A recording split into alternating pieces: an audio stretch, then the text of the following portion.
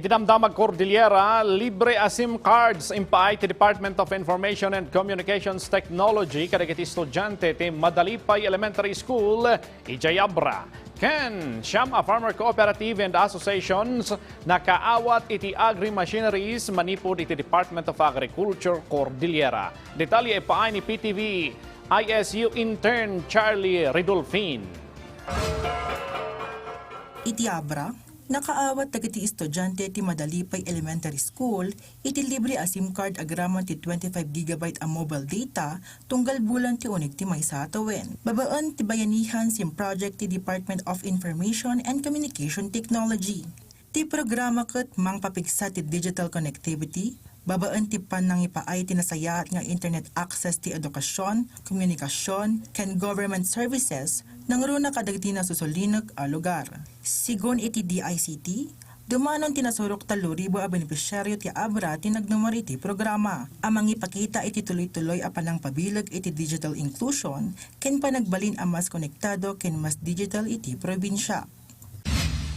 Kabayatan na, nayiswat ti paling QRPH Plus iti munisipalidad ti Lagayan. Amang ipaay ti gundaway ti nasayaat, natalged, ken cashless transaction kadagiti negosyante. Karaman pay iti programa ti panangyuswat iti BSP Piso Caravan, free Wi-Fi project para ti public markets, financial literacy, ken anti-counterfeiting seminar para kadagiti negosyante ken residente.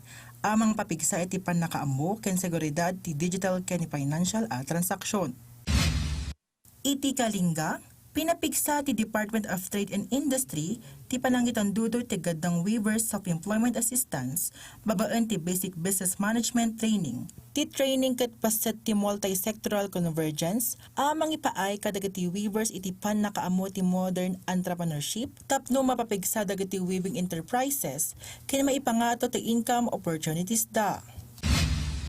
Ken iti Baguio City, siyam a farmer cooperative and associations iti nakaawat ti agri-machinery manipod ti Department of Agriculture Cordillera. Babaon iti National Urban and Peri-Urban Agriculture Program tapno mapapigsa ti produksyon dagiti highland vegetable ken flowers. Naipaay kadakwada ti inema grass cutters, biomass shredders ken 5 a walk-in type tractors nga agadtad tinasurok a 700,000 pesos para ti panang suporta ti urban agriculture ken panang paduras ti livelihood dagiti farmers groups. Sigon iti ahensya, ti programa kit mangpapigsa ti food production, climate resilient farming ken panang paimbag ti kalidad ken kaadda ti lokal a produkto iti komunidad.